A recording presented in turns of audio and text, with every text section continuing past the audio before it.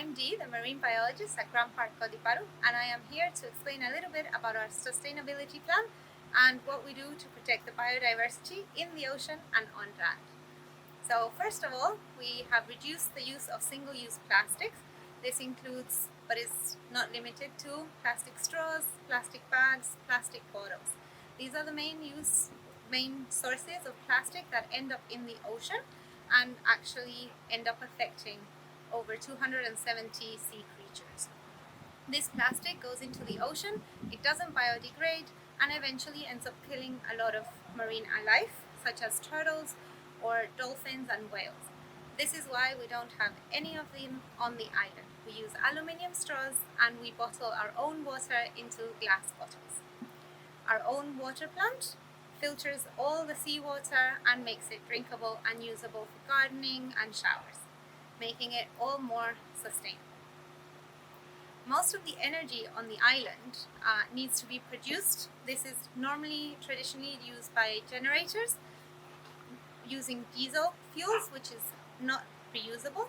So we have put solar panels over all the buildings in the staff area to produce up to 1/3 of all the energy that we need on the island. This is really important for us and we're trying to improve this figure all the time.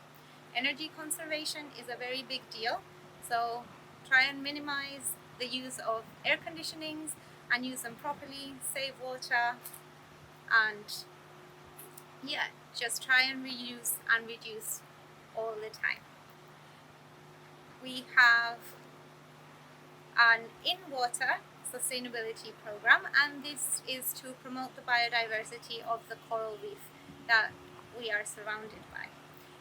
In order to do this, we have 3 different types of coral nurseries around the island. We have a line nursery, dome nurseries, and a table nursery. This is to improve the biodiversity and the amount of species that we can produce and help increase on the island.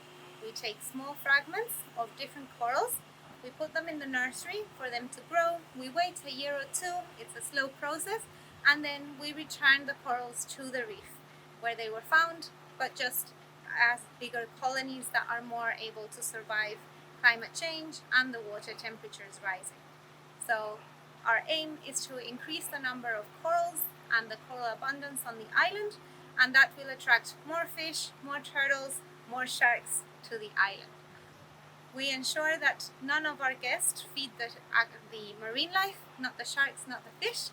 It's all natural and to promote the biodiversity and the environment being stable.